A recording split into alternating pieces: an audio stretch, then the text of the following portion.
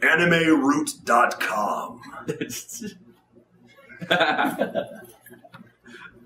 Oh god. Brace for impact. Fade out. Oh yeah, Pat, take a few pictures of the mutant fruit. The mutant fruit, Or dude. These things have been here vegetables. for like 7 years and not touched. I mean, Well, they're fake, I think. no, they're real? just waiting to hatch. Pterodactyl legs. Well, I mean, best case scenario, they're put in your chest with the ovipositor, so I think they're inert just sitting out here in the oxygen. They gotta be like, Worst case, they get inserted somewhere else. oh, Want to be a test subject? Good news. It's a suppository. Good news, everyone. We should get some stock photos before we make them cry. Before we make you cry. What do you mean before we make you cry? Just roll not that have long bean cutscenes. Wow. Whatever. Alright. So, what are some of the roles that you like best? I mean, I know you did Chopin and Turtle Sonata, and you've done Ragna in Blaze Blue. So, are those kind of your favorites, or? those are definitely up there. Others, I would say, Koshiro and Koikaze, a little show about incest that no one's ever seen, because it approaches it seriously, and people are like, whoa, incest. And then playing Grimmer in Monster. It was delightful. Are there any roles that, like, along the lines of Koikaze, not incest, but just lesser known stuff? Oh, jeez. Let's see. Boys, forgetting something. Seems like a lot of them usually are. I'm usually playing like smaller support roles in the big shows, or these nice meaty roles and stuff like Koikaze, or people like, I do not know these show. Playing Daus in the Tales of Fantasia. Yeah. OAV was fun, but again, that came out in America like 10 years after it came out in Japan. Again, only people who are going to be watching are people who knew about Tales of Fantasia, so Yeah. a very definite subsect. But he was fun. He was all like floating and evil and kind of bishy, so. Yeah. Yeah, the Tales games really don't get much like exposure right here. It's kind of sad. I mean, They're a definite niche. yeah, like you either know Tales or you don't, and they stopped stamping Vesparia pretty quickly too, which is a real shame. Aspiring abyss. Yeah.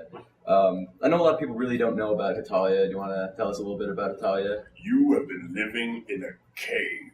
No, I was that same cave before I auditioned. Hetalia is this delightful little show made of bite-sized, nugget, chunk-sized episodes, about 5 minutes apiece, give or take, where the countries of the world have been anthropomorphized.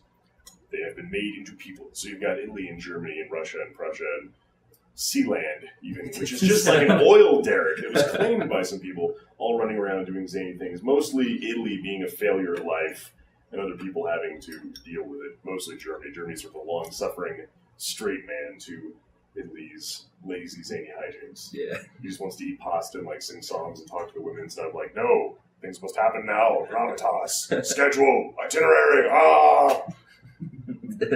And what role do you play? Germany. Oh yes, gotta be Germany. Oh yeah. Pardon me, I'm a little sick. I got kind of cough, so I'll just back up a little bit. I'm gonna make those things hatch. The gremlin's gonna pop out of that. They look like they should be the bottom of the pool in that scene where they go to like the school and the school pulls up and glowing. Yeah, these are. Oh man, they even feel weird too. That's why I think they're fake. Like somebody picked a funky looking fruit in nature and was like, hey, if people want them as a decoration, who wouldn't? Did they break up a giant piece of broccoli and just like? It kind of has that look, or like when you look at things under an electron microscope, like this is pollen. This is ragweed pollen right here. Yeah. Do you have any roles coming up that you can talk about? That's always the tough one. The stuff that I'm cleared to talk about. Yeah. Oh, yes. In fact, as one of the third, I am playing Motochika in the Basara anime. Because they showed a couple episodes, and they're like, that's Patrick Seitz. And the director was like, yes, it is. So I can mention that one. He's a pirate. He wears purple. He has a giant anchor. He's freaking awesome. I mean, it just... What more do people need to know about this character? Purple pirates are always good. Purple pirates. Sounds like a baseball team. Captain Blood were quasi-historical Japanese. Got that kind of vibe. So how did you get into voice acting? I know you do a lot of ADR stuff, but how did you get into voice acting? Well, I live, when I was younger, I lived not too far away from LA. It's like an hour outside of LA, which sounds really close, but vibe-wise, I might as well be on the far side of the moon. But in high school, I got the acting bug, the early musicals, started taking classes, did theater in college, and just thought, oh, I'm going to go out to LA and be an actor. Because it's just as simple as that, right? I'm going to show up there and be like, oh, thank God you're here. Okay, here are your scripts. We start shooting next week. Whew, if you'd been here any later, we don't know what we would have done. You filled such a vacuum of talent that we didn't have. I didn't know. So, yes, I spent a year and a half in LA learning life lessons, which is basically life kicking my ass in various and sundry ways. I mean, learning valuable lessons because I'd never lived outside of home. I was living in LA. I had roommates. I was working horrible jobs at nights to leave the day open for auditions that I frankly didn't know how to get.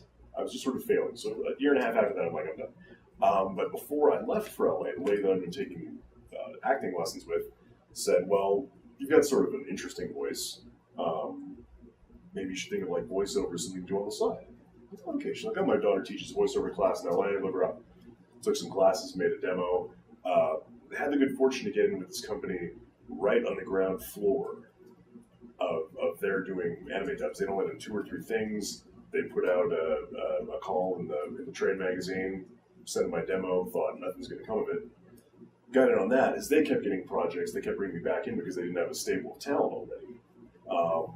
And eventually working that company, boom. Their fortunes increased, working more projects, meeting the other actors. They started recommending me to the other companies. It's sort of a lateral spread. Yeah.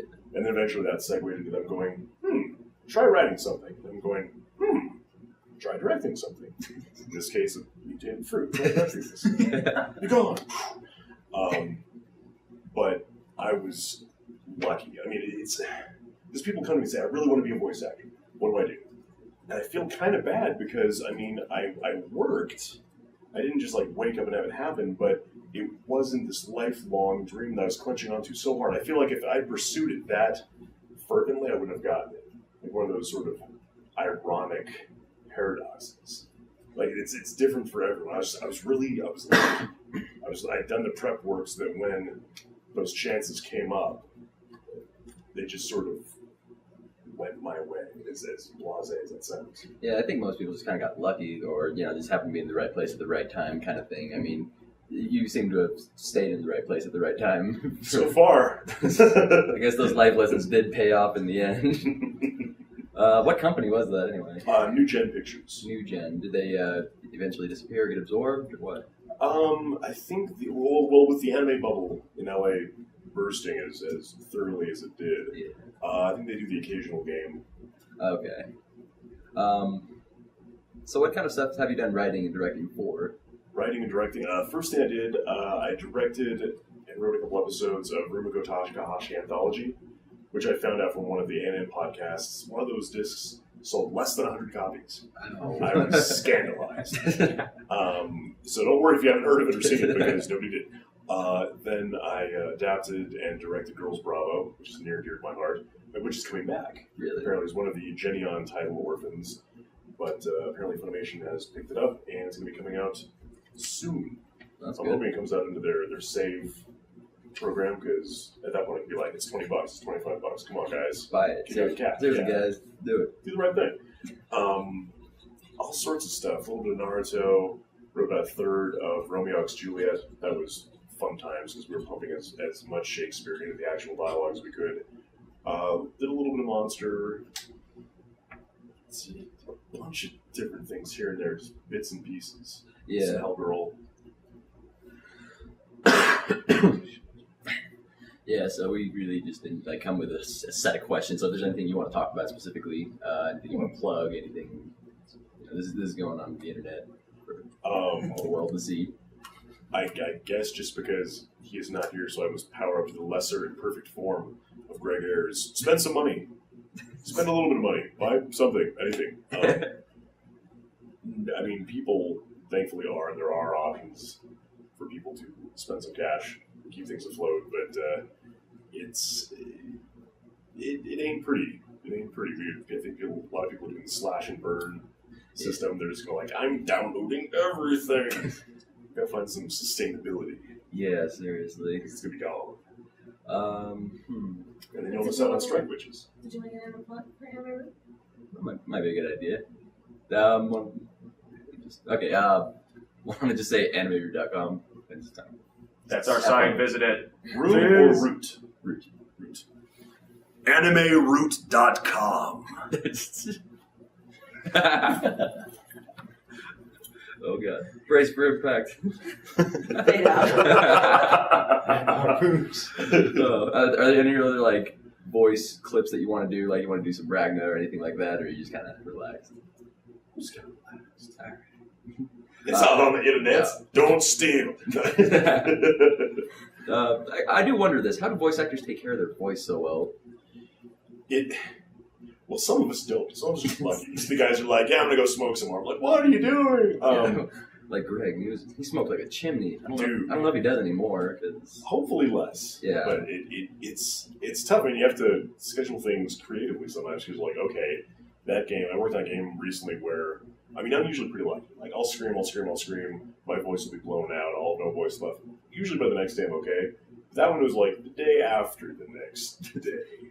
Just a lot of screaming. So you have to plan that out. Like, okay, I can put that on a Friday because I've got Saturday and Sunday to recuperate.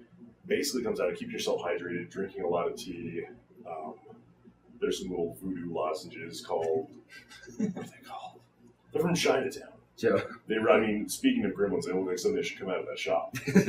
But it's tough because you don't always have that luxury. I mean, sometimes you're going to have the 4 hours of screaming on a game and then you've got another session right after that because it's the only time they can get you.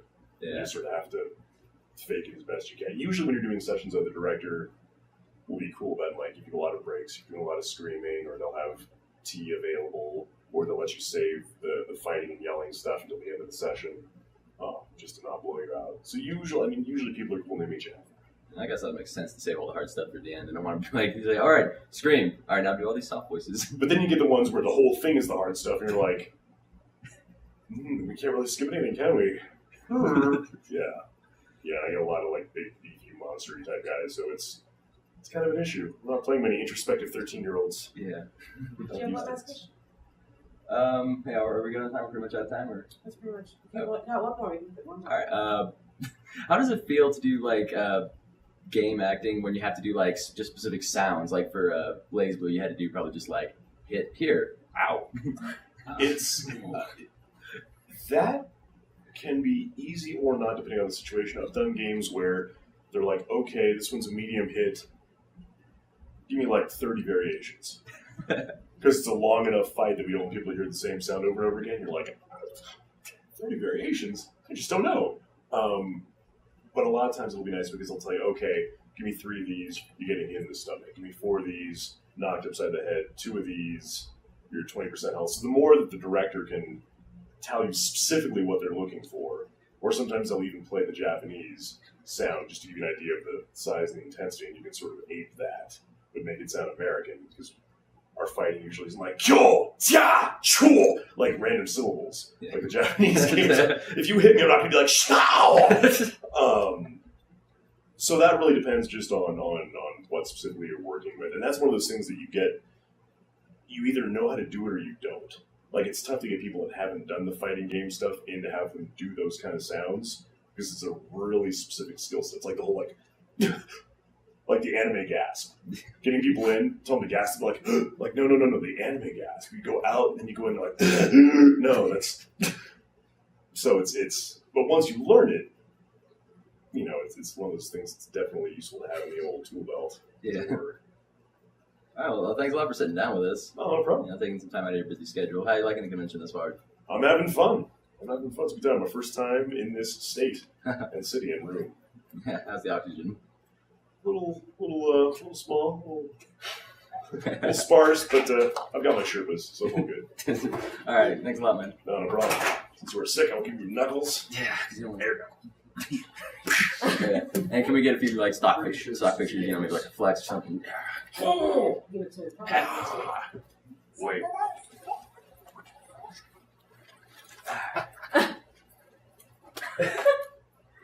Heck yeah. Okay, Thank you. Blue, next to Patrick, man. Which one of you was it? Do a picture? Yeah.